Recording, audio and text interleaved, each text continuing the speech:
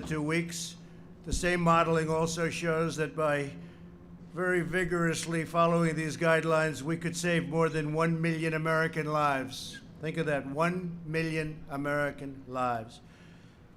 Our future is in our own hands, and the choices and sacrifices we make will determine the fate of this virus and really the fate of our victory. We will have a great victory.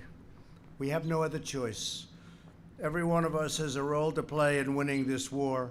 Every citizen, family, and business can make the difference in stopping the virus. This is our shared patriotic duty. Challenging times are ahead for the next 30 days, and this is a very vital 30 days. We're sort of putting it all on the line, this 30 days. So important because we have to get back. But the more we dedicate ourselves today, the more quickly we will emerge on the other side of the crisis. And that's the time we're waiting for. The more we commit ourselves now, the sooner we can win the fight and return to our lives. And they will be great lives, maybe better than ever. Today we reached a historic milestone in our war against the coronavirus. Over 1 million Americans have now been tested, more than any other country by far, not even close, and tested accurately. And I think what I'd like to do is ask Secretary Azar, who's done a fantastic job, to come up and just say a few words about the fact that we reached substantially now more than 1 million tests. Please. Thank you, Alex. Well, thank you, Mr. President, for your leadership in marshaling all the resources that we have for this unprecedented testing effort. And thank you, Mr. Vice President, for leading a whole-of-economy approach to testing. As the President mentioned today, the United States hit more than 1 million samples tested, a number that no other country has reached. We're now testing nearly 100,000 samples a day, also a level that no other country has reached. I want to thank every partner that has been involved in this effort. That includes all of the men and women of the FDA and the CDC, including Director Redfield and Commissioner Hahn. Together, the FDA and CDC have worked to balance the need for testing on an aggressive scale with the scientific rigor that Americans expect. Working with our testing coordinator, Admiral Giroir, they have now truly unleashed the ingenuity of the private sector and our state and local leaders, the centerpieces of America's historic approach to testing. I want to thank those state and local leaders who've used their on-the-ground resources and knowledge to lead testing and make it much more easily accessible to the Americans who need it. I'm also grateful to FEMA, with whom we're now working closely to get state and local partners what they need. I also want to thank CMS, where Administrator Verma has given healthcare providers unprecedented flexibility to scale up capacity for testing and treatment and has ensured that tests will be paid for. Finally, we would not be where we are today without the many American companies, entrepreneurs, and scientists who have worked day and night to develop, as of today, 20 different emergency testing options. With the FDA responding to requests for authorization typically within 24 hours, the number of options is growing nearly every day. FDA has also opened up new options for using the available tests, like self-swabbing, and new options for reagents. I also want to thank FDA and other components of HHS for incredibly rapid action on other tools that we need. This weekend, we actually worked to secure 30 million tablets from Sandoz and 1 million tablets from Bayer of hydroxychloroquine and chloroquine, which are potential COVID-19 treatments, and we authorized Battelle's new decontamination machines, which can each sterilize thousands of essential N95 masks for reuse every day. So thank you, Mr. President, for your leadership, and thank you to everybody who's played a part in getting us where we are today. Thank you. Thank you very much. Thank you. I'd like to ask Dr. Hahn to come up, FDA, because we have some really good stuff. First of all, the numbers have been incredible on testing, but in the days ahead, we're going to go even faster, and we have something from Abbott Labs, which is right here, and that's a 5-minute test, highly accurate. And I maybe can show that as we listen to our FDA commissioner, the job he's done, and the approval process. We talked about the chloroquine and the hydroxychloroquine just now. I thought that I'd mention it, but Alex has already done that. But we have that now under test with 1,100 people in New York, and it was only the fast approval by FDA that allowed us to do that. It was a really rapid approval. And Doctor, please say a few words. And this is the first one on the line of the 5-minute test from Abbott. Thank you, Mr. President, for your leadership. Thank you, Mr. Vice President, for your leadership of the task force. I'm very proud of FDA's staff's work in the last few months to expedite the availability of testing in this country. I'm also incredibly appreciative of private industry's ingenuity and willingness to work with us quickly to develop and distribute those tests. We've had a substantial addition to testing with the authorization of point-of-care tests, especially the Abbott point-of-care test, which the President has pulled out of the box. A point-of-care test is a test that gives you a result where you're getting care. This is truly a patient-centered approach, whether it's the doctor's office, a hospital, an emergency room, an urgent care center, or a drive-by testing site. Just like tests for flu or strep, where you go to the doctor so you get the test done, you can get an answer within minutes of having this test done. Now, with those tests being approved for Abbott and for others, these are available around the country. They're planning to scale up the number of tests that can be put out throughout the country over the next month, and patients can get the answer within as little as 15 to 5 minutes. And then, of course, an appropriate plan of treatment can be given. We at FDA are working quickly with Abbott as well on other testing approaches, and normally these tests take months to develop. I was on the phone today with the Abbott CEO. He told me that normally this is a 9 to 12-month approach to developing a point-of-care test. They did this in collaboration with FDA and U.S. government within weeks. Abbott has shared that they will be delivering these tests tomorrow, and then we'll be ramping up. Just to emphasize one thing, the most innovative and safe products come from the private sector in partnership with government, taking an all-hands-on-deck approach, just like in this case. And the other point here is that Abbott and FDA worked together to make sure that we had a fast, reliable, and accurate test to market. Thank you. Thank you, Doc. Great job, too. Really great job. Thank you, Steve.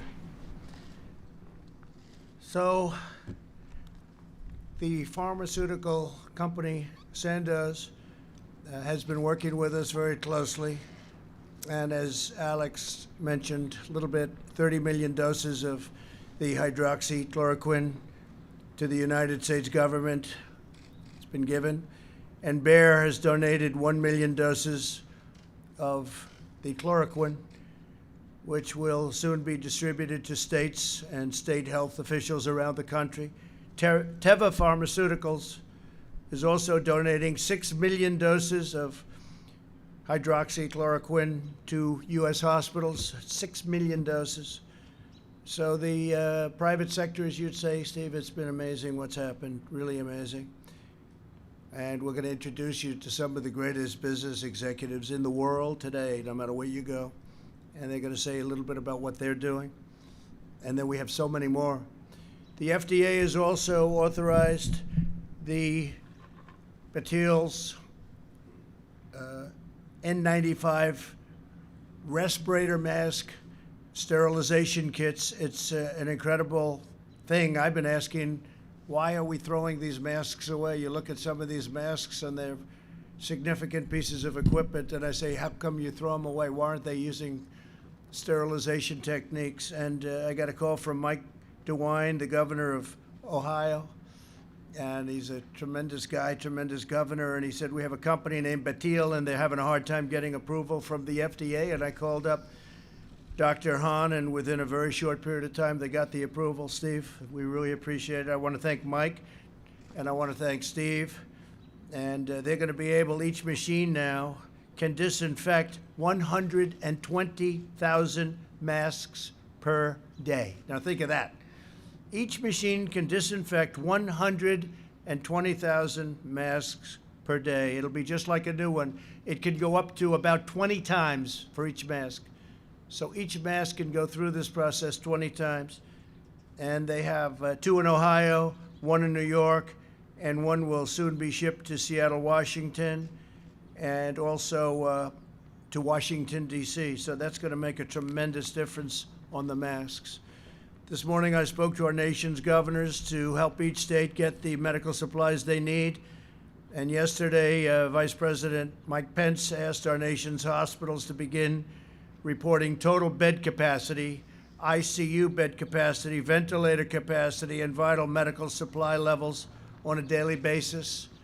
And Mike, thank you for the great job. Thank you very much. In New York, the 2,900-bed hospital under construction, which is now completed, they completed it in 3 days, you might say 3.5 days, at the Javits Center, will be completed today. And when you look, so they're going up, I think we're going to be adding some more beds, which will be completed today. And we've opened up, whoops, there goes our box. And my hair's blowing around, and it's mine. The one thing you can't get away with, if it's not yours, you got a problem if you're president. And nearly 3,000 medical beds will become operational. The U.S. Navy ship Comfort also arrived today, equipped with 12 operating rooms and 1,000 hospital beds. Work has begun on additional temporary hospital sites, including a 600-bed capacity nursing home facility in Brooklyn and numerous floors of a high-rise building on Wall Street. So it's been really pretty amazing what they've done. The Army Corps of Engineers, what they've done, they just completed, think of it, a 2,900-bed hospital in New York in just about 3 days, maybe 4 days. And the whole city's talking about it. On top of that, we floated in a great ship, which is going to be 1,000 rooms, which is being used for patients outside of what we're focused on, and that will free up a lot of rooms for what we're focused on. So it's been great. The Army Corps of Engineers has awarded contracts for the construction of alternate care facilities also at the State University at Stony Brook, State University Old Westbury, and the Westchester Community Center. We're sending 60 ambulances to New York City today. We have a total of 60. We're getting some additional ones, with up to 190 more to follow at different locations. To date, FEMA has obligated more than $1.3 billion in federal support to the state of New York. So we're spending a lot of money in New York. It's a hotbed. There's no question about it. And we're spending a lot of time, effort on New York, New Jersey. Spoke with Governor Cuomo a lot. Spoke with Governor Murphy a lot in New Jersey. And we're really getting the job done. People are very impressed, and I'm very impressed by the people in FEMA, the people in the Army Corps of Engineers, because what they've done, I've never seen anybody do anything like it. In addition to the 8,100 ventilators that we've already delivered over the next 48 hours, we're delivering more than 1,000. We're going 400 ventilators are going to Michigan very shortly, 300 going to New Jersey, 150 ventilators to Illinois, 150 to Louisiana, and 50 to Connecticut. FEMA and HHS already delivered 11.6 million N95 respirators, 26 million surgical masks, 5.3 million face shields, 4.4 million surgical gowns, and 22 million gloves. And I don't know if you just saw, it just came over the wires that Ford just announced just a little while ago that they will produce, along with General Electric Healthcare, 50,000 ventilators, and they're going to be doing it in less than 100 days. And top of that, we have other companies that are doing ventilators, including General Motors. But we have 9 other companies doing ventilators. As we outpace what we need, we're going to be sending them to Italy. We're going to be sending them to France. We're going to be sending them to Spain, where they have tremendous problems, and other countries as we can. But the fact that we're doing so many so quickly is a tribute to our great companies. More than 14,000 National Guard members have been activated and can help supplement state and local efforts to distribute personal protective equipment, where we're sending a lot. We have plane loads coming in. We have 51 loads from various locations all around the world, and they're landing. We had our first big cargo plane land this morning, and we're getting it from all over the world, and we're also sending things that we don't need to other parts. I just spoke to the Prime Minister of Italy, and we have additional capacity. We have additional product that we don't need. We're going to be sending approximately $100 million worth of things, of surgical and medical and hospital things to Italy. And Giuseppe was very, very happy. I will tell you that they're having a very hard time. Joining us this afternoon are CEOs of the great American companies that are fulfilling their patriotic duty by producing or donating medical equipment to help meet our most urgent needs. What they're doing is incredible, and these are great companies. Darius Domchek of Honeywell, you know that, and Darius has been somebody that I've dealt with in the past, and he's a great leader of a great company. Deborah Waller of Jockey International.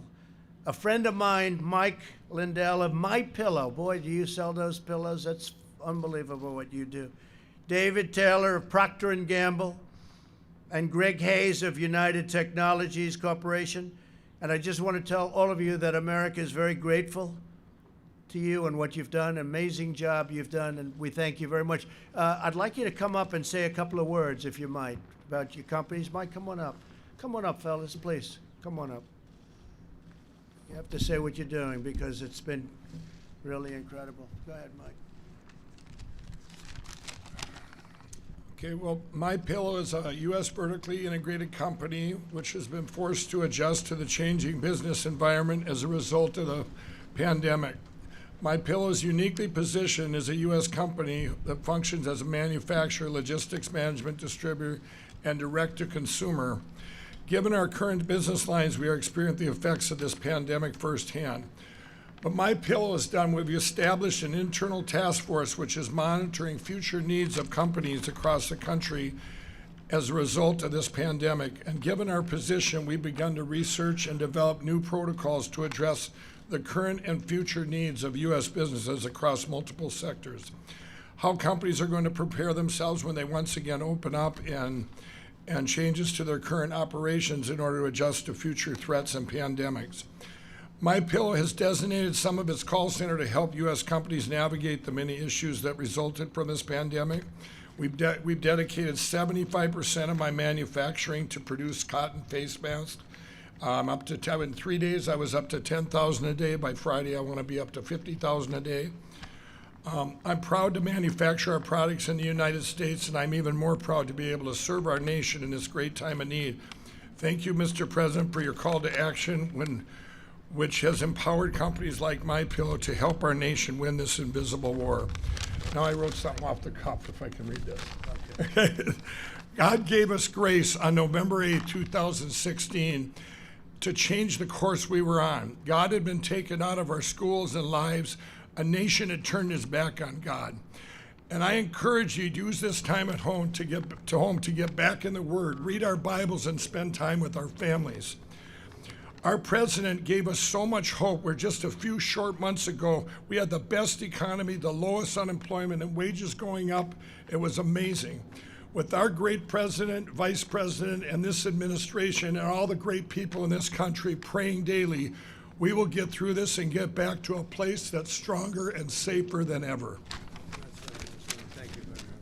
Thank you, Mike. Appreciate it. Please come on up. I did not know he was going to do that, but he's a friend of mine, and I do appreciate it. Thank you, Mike, very much. Please. First of all, Mr. President, Mr. Vice President, the entire administration, and all the agencies, thank you for your strong leadership during this time of crisis. It is noticed, and it's making a difference. Second of all, I'd like to say a big thank you to all the healthcare workers out there. You're putting yourself in harm's way every day, and we really respect what you're doing, and we couldn't be thankful enough for it. And I can tell you that more help's on the way. We as Honeywell, we're an industrial technology company. And one of the businesses that we're in, we protect the industrial worker. But what we're doing today is we're repurposing a lot of that equipment to serve the healthcare worker. A few days ago, we announced the startup of a new manufacturing facility in Rhode Island. We're going to be hiring 500 employees. We have already 200 on board, and we're going to be starting the production of N95 masks within the next 2 weeks. Furthermore, today we're announcing the startup of another manufacturing facility in Arizona. We're going to be hiring another 500 people, and we're going to be starting up production in that facility by the middle of May.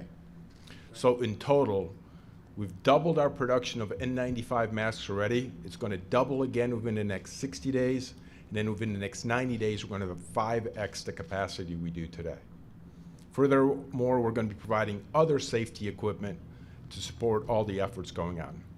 Lastly, I'll say a big thank you to all the Honeywell employees, and also announce a $10 million fund for them, for all the hourly and administrative employees are having a hard time during this time of crisis. Thank you, Mr. President. Fantastic. Thank you. Normally I'd shake his hand, but we're not supposed to do that anymore. So that's okay. Great job. Thank you to Honeywell. Please go ahead.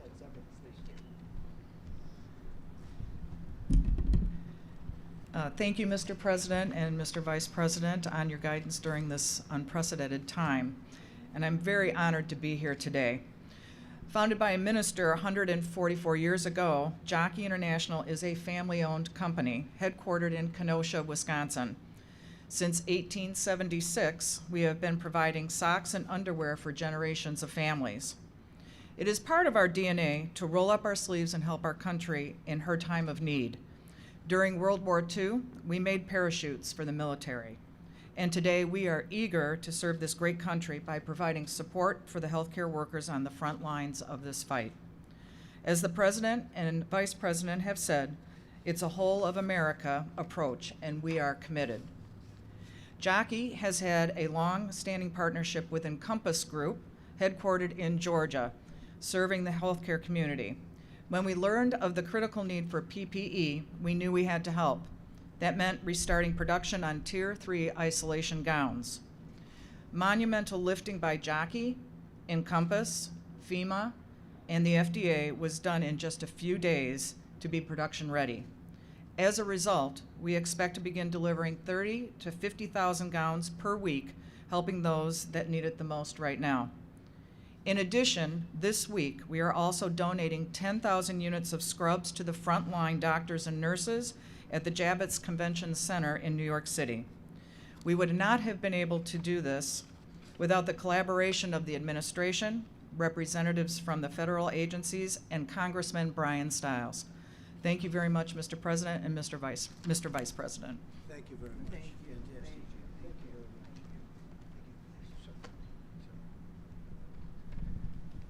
much. Thank you, Mr. President, Mr. Vice President, for bringing us together today.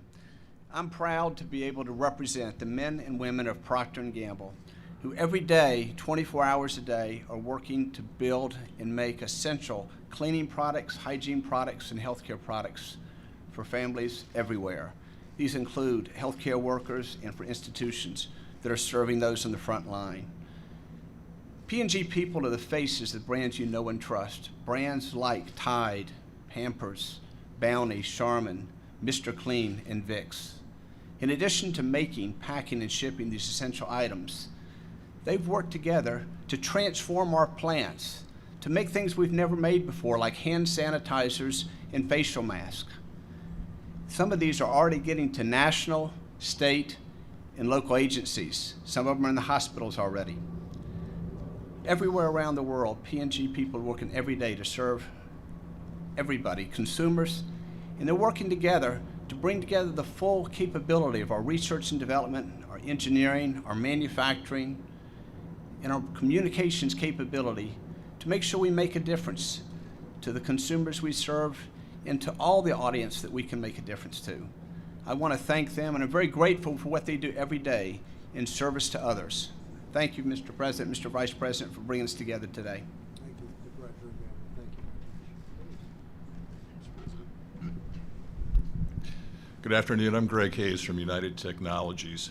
And on behalf of the 240,000 employees of United Technologies and the 70,000 employees at Raytheon, which will join together with UTC this Friday, I want to first of all say thank you to the President and the Vice President for your leadership during what is really a war. It is a different war than anybody has ever fought before, but it's a war that we're uniquely qualified to help. As one of the world's largest defense contractors and some of the best technology, we're using that technology to try and solve some real-world problems. Today, we're working with the Air Force to try and help pilots as they're moving medical evacuees with the COVID-19 virus such that they can be protected and that the patients can be protected. Again, we're working also with logistics, and if you think about a war, strategy is important, but logistics wins war. And it's imperative, I think, with FEMA, along with Mr. Navarro's office, that we coordinate all of these activities. Last week, we donated about 90,000 pieces of personal protective equipment to FEMA. Next week, we'll have another almost 1 million. Again, working through our supply chain partners around the world. We're also today, this week, beginning the manufacture of face shields. Using the additive technologies that we have and the machines that we have available within UTC, we'll be able to produce approximately 10,000 shields in the next 4 weeks. Again, all needed equipment.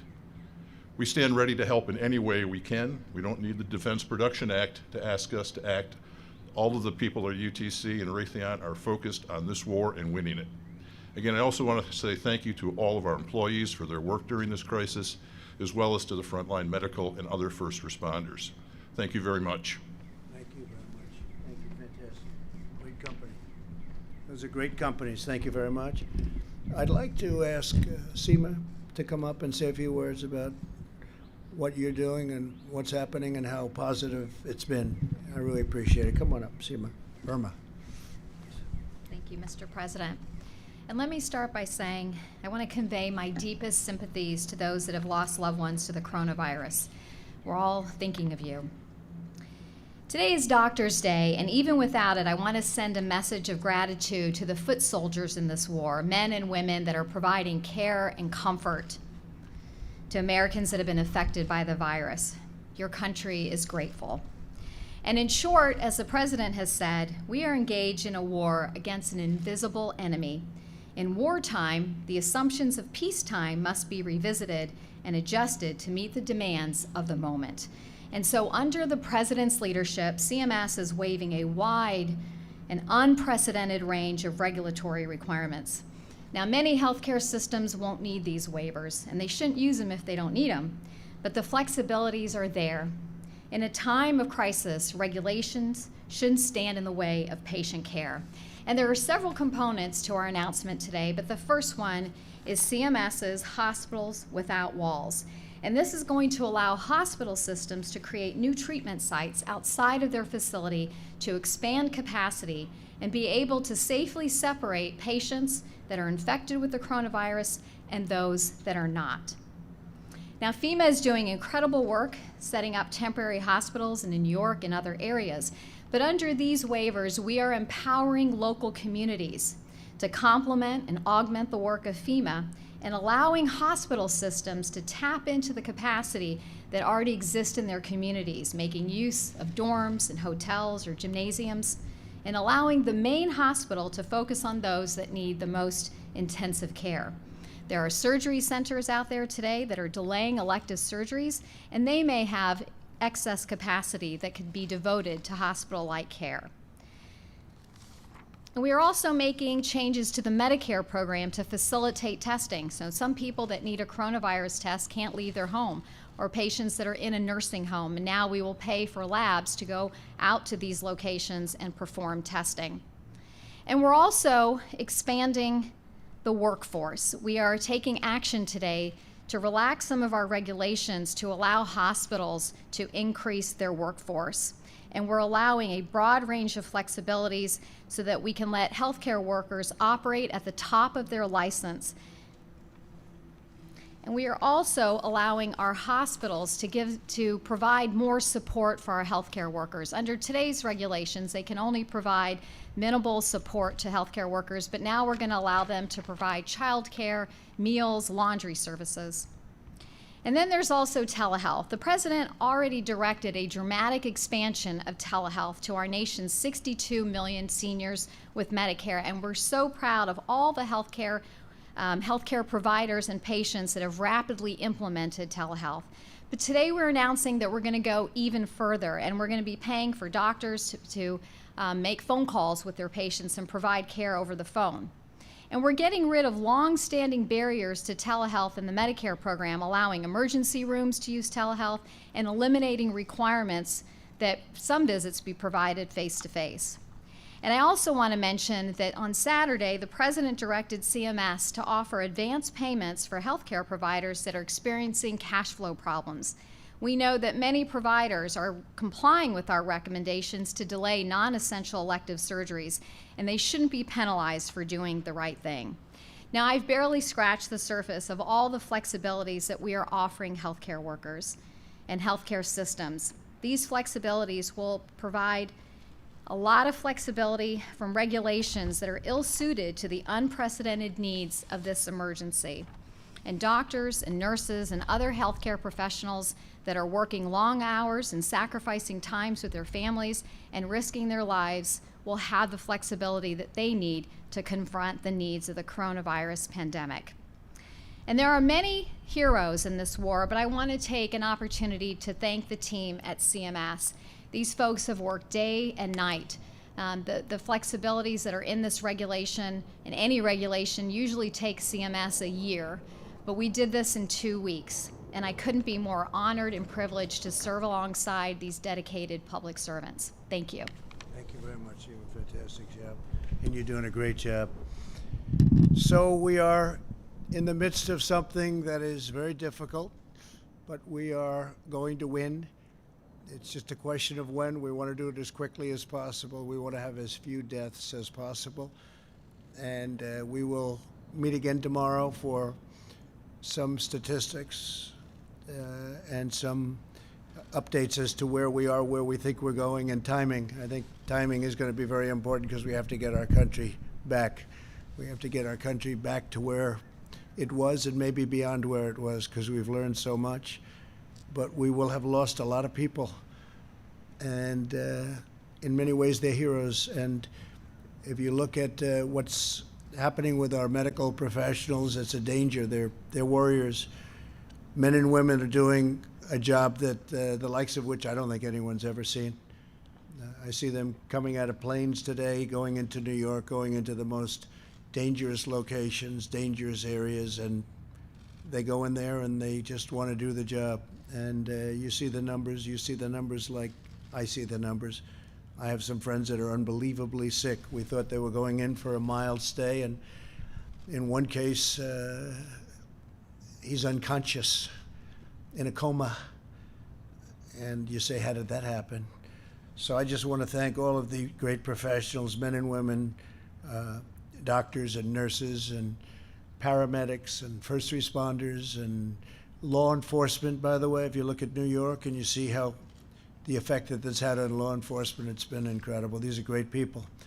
Firefighters, great people. They're helping in so many different ways, so thank you very much. And if you'd like, we'll take a few questions. John, please.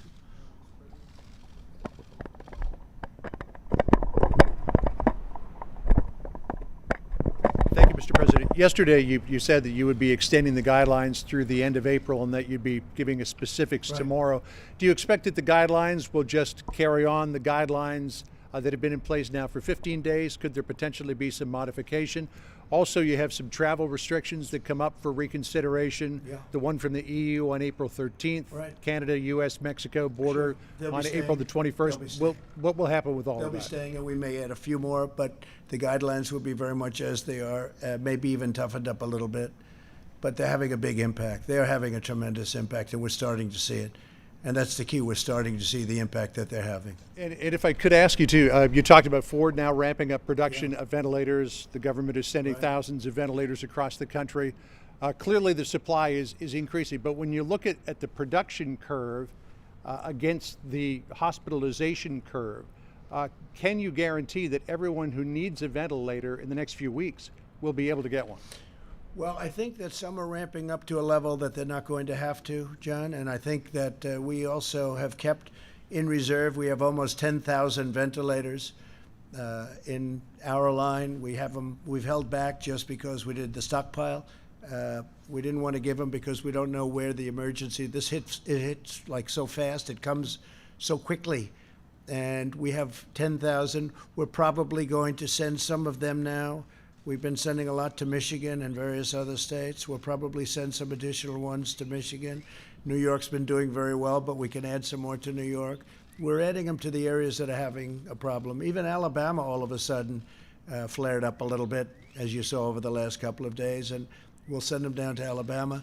So we have 10,000. We kept them for this very specific purpose. It sounds like a lot, but it's not when you think about it. But we're making a lot, and when you see, they're talking about hundreds of thousands being made in a very short period of time, because if you look at what so we have now 10 companies at least making the ventilators.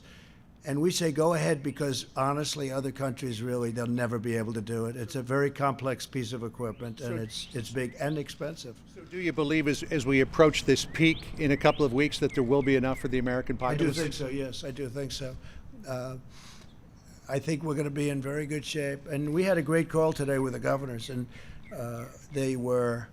I actually said, I hope that the media is listening to this call, because it was a really good call, and that was randomly selected, largely Democrats and Republicans, and I think for the most part they were saying thank you for doing a great job, and we discussed that at the end of the call. So it really, people are very happy with what we're doing. Now the circumstances are so terrible because of what's going on, but I think they're very impressed by the federal government. I watched that beautiful ship floating in today into, weeks ahead of schedule, almost 4 weeks ahead of schedule into New York Harbor, Comfort. And I watched the Mercy floating in to Los Angeles almost a week ago. And they are stocked. They are really ready to go. They're stocked with both talent and tremendous amounts of equipment. And the Navy and everybody else involved, they got it ready so fast. It's just incredible what they can do. They've geared up. That's why, I am so impressed by the people involved. Mike and I were talking about it before, the level of genius to put it all together so quickly. This wasn't a month ago. Nobody ever heard of this. Nobody had any idea. The Mercy was being maintained. It was in maintenance for a month. And when they heard we needed it, and I was surprised, they said, "Sir, we're ready to go." I said, "What do you mean you're not going to be ready for 3 weeks?" "No, sir, we're all ready to go." It was incredible. So, and we've had many instances like this. I think the building of the hospital, 2,900 beds in a matter of days, a few days, is just incredible. Governor Cuomo was impressed, and Gavin Newsom was impressed by what we've been doing with Gavin and California and Los Angeles area in particular, but really San Francisco, all over California. When you look at what we're doing with Michigan, we're getting along very well with Michigan. It's a great place. We're sending a lot of things to Michigan because that's becoming a hotbed, especially a specific area, as you know. It's become very hot. It's become, could even at some point supersede, but it's got to be taken care of. So we're the relationship we have with the governors, I just wish you could, because we took a lot of calls from a lot of different states, and I wish you could have heard.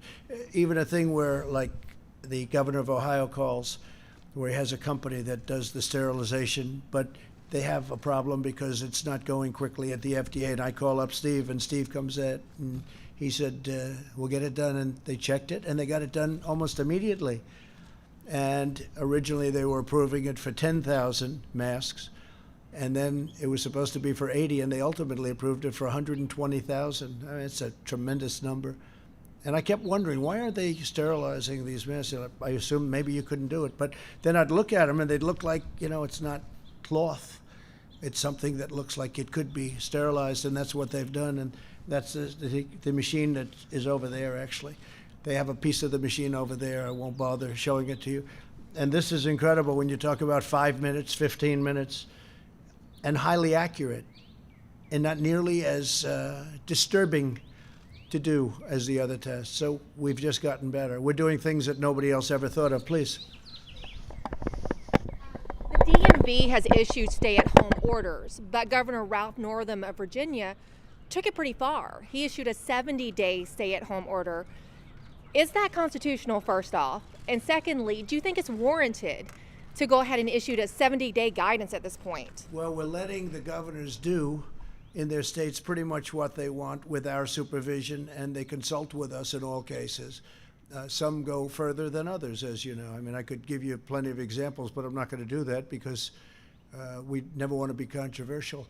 But some of the governors have taken it a step further, and people are questioning that. But look, staying at home with respect to what we're talking about doesn't bother me at all. People should be staying at home. That's what we want. OAN, please. OAN.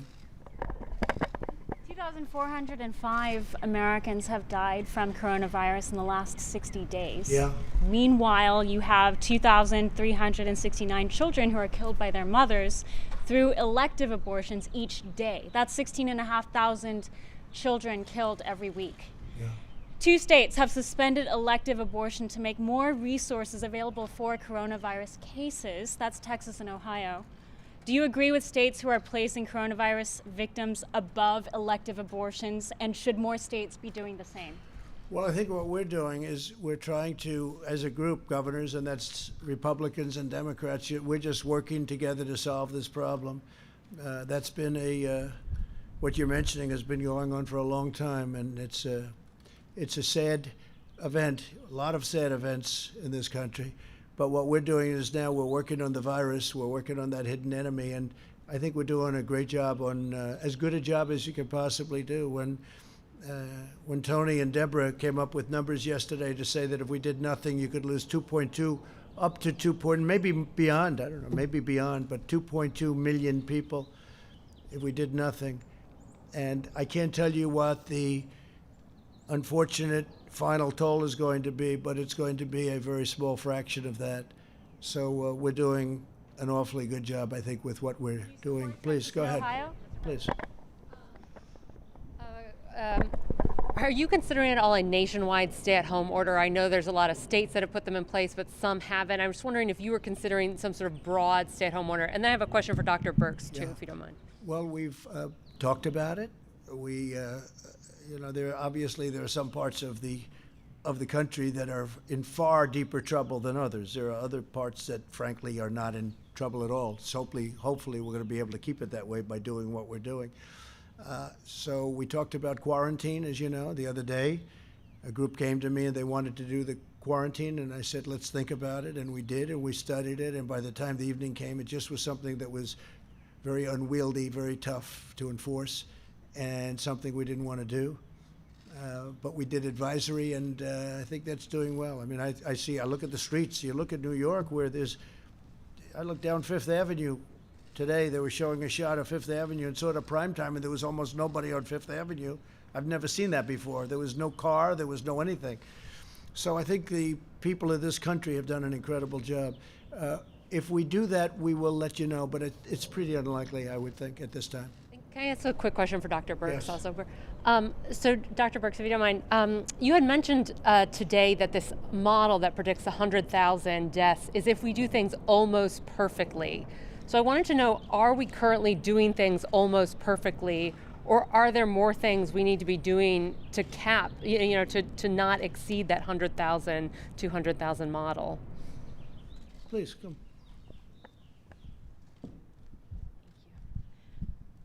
Thank you. I think that's a really great question. And tomorrow we'll go through all of the graphs and all the information that we took to the president for the decision. But and I just want to thank the data team that's working day and night to I usually get my data about 2 a.m. from them, and they assimilate all the data from all the states. And when you look at all of the states together, all of them are moving in exactly the same curves. And so that's why we really believe this needs to be federal guidance, so that every state understands that it may look like 2 cases today that become 20, that become 200, that become 2,000. And that's what we're trying to prevent. And I think states still have that opportunity, but they're going to have to do all of these these recommendations are recommendations that the globe is using. And so we really do recommend that every governor, every mayor looks very carefully and ensures that their communities are utilizing these guidance. Thank you very much. It is amazing. You look at Louisiana, and for a long time it was just staying at nothing. And then all of a sudden, I look one day and I see a lot and a lot and a lot, and then it explodes. And now we're working very carefully and very powerfully with them. We're building hospitals, so we're building a lot of different things for Louisiana. So it's very important. Yeah, please, go ahead. Fauci has warned that this could be seasonal cyclical virus. So, and maybe both of you could comment on this, and Dr. Birx as well. Are you prepared for this to strike again, say, in the fall? All the efforts that are taking place right now to contain this, to be proactive, and yeah. We're prepared. I hope it doesn't happen. Doctor, would you like to say something about that? I hope it doesn't happen, but we're certainly prepared.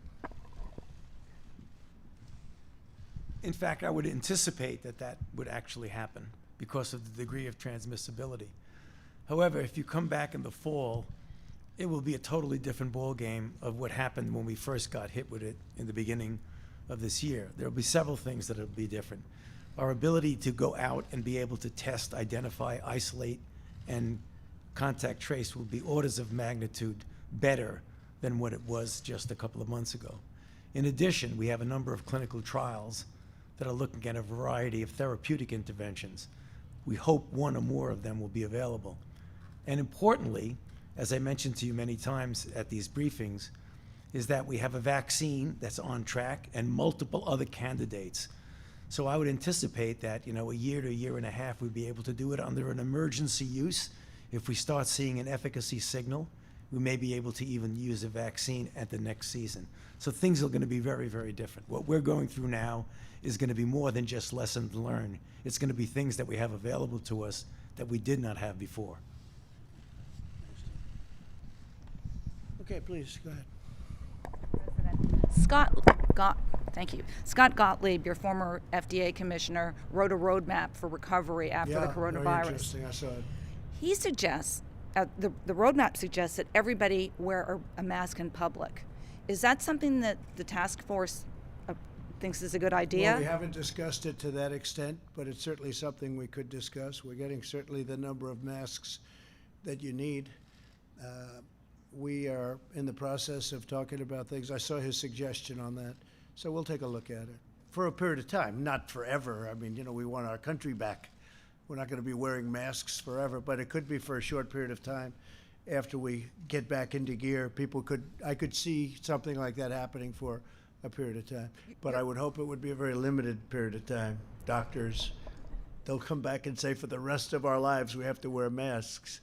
The roadmap also talks about doing GPS for social distancing, maybe following people's phones, and hotels for isolation for people, giving them free hotel rooms. Are those ideas that you're looking at? Well, the GPS, that's a very severe idea. I've been hearing about it, GPS. So what happens? A siren goes off if you get too close to somebody? That's pretty severe, but he's somebody who was with me for a long time. He did a great job at FDA. So we're taking a look. I just received it a little while ago. He sent it over. So very good. Go ahead. Let's give it a shot. Sir, what do you say to Americans who are upset with you over the way you downplayed this crisis over the last couple of months? We have it very much under control in this country. The coronavirus is very much under control in the USA. It's going to disappear. It's like a miracle. It will disappear. March 4th, we have a very small number of people in this country infected. March 10th, we're prepared. We're doing a great job with it. It will go away. Just stay calm. It will go away. What do you say to Americans who believe that you got this wrong? And I do want them to stay calm. And we are doing a great job. If you look at those individual statements, they're all true. Stay calm. It will go away. You know it is going away, and it will go away. And we're going to have a great victory. And it's people like you and CNN that say things like that. It's why people just don't want to listen to CNN anymore. You could ask a normal question. The statements I made are, I want to keep the country calm. I don't want panic in the country. I could cause panic much better than even you. I would make you look like a minor league player. But you know what? I don't want to do that.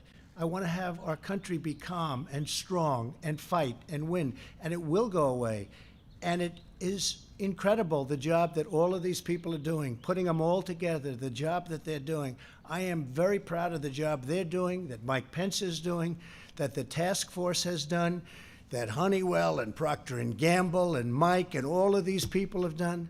I'm very proud. It's almost a miracle, and it is, the way it's all come together. And instead of asking a nasty, snarky question like that, you should ask a real question. And other than that, I'm going to go to somebody else. Please, go ahead, please. You expressed some concern in the past that medical supplies were going out the back door and that perhaps some hospitals were doing things worse well, than hoarding. I expressed what was told to me by a tremendous power in the business. He said that at a New York hospital. For a long period of time, he was giving 10,000, maybe maximum 20,000 masks over a short time. And all of a sudden, he's giving 300,000. And I said, no matter how bad this is, could that be possible? He said, no. So there's only a couple of things that could happen. Is it going out the back door? And I've reported it to the city and let the city take a look at it. But when you go from 10,000 masks to 300,000 masks, Mike, over the same period of time, there's something going on. Now, I'm not making any charges, but when everyone's looking for masks, and by the way, that's another thing, we're making a lot of masks, and the sterilization process is going to save a lot of time and a lot of masks. But when you have the biggest distributor of product that distributes to many of the big hospitals and hospital chains, and he brings up a statistic like that, and I know you're trying to make a big deal out of it, but you shouldn't be. You should actually go over to the hospital and find out why. You shouldn't be asking me. I'm just saying that's the way it is. You should go over there as a great reporter. I have no idea who you are, but that's okay. You should go over there, go to the hospital, and find out how come you used to get 10,000 masks and you had a full hospital. New York City, always full. And how come now you have 300,000 masks, despite the virus and all, you have three. How do you go from 10 to 300,000? And this is very serious stuff. I mean, I could see from 10 to 20 or from 10 to 40 or 50 or something. But how do you go from 10 to 300,000 masks? So what I think you should do I'm sure you're a wonderful investigative reporter. You should go to the hospital and find out why. Okay, yeah. Asking your DOJ to look into it, sir? Steve, please.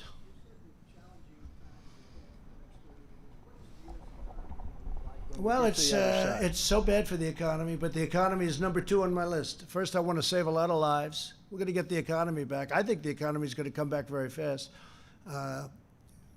Steve's just asking about the economy. What's it like? We basically shut down our country. And we did that in order to keep people separated, keep people apart. They're not working in offices. They're not in airplanes together. You know, we really shut it down. And, 151 other countries are pretty much shut down. But here we had the greatest economy in the world. We had the greatest economy in the history of our country. And I had to go from doing a great job for 3 years to shutting it down. But you know what? We're going to build it up, and we're going to build it up rapidly. And I think in the end we'll be stronger for it. We learned a lot. And I have to say, we've had great relationships with a lot of countries. China sent us some stuff, which was terrific. Russia sent us a very, very large plane load of things, medical equipment, which was very nice. Other countries sent us things that I was very surprised at, very happily surprised. We learned a lot. We're learning a lot.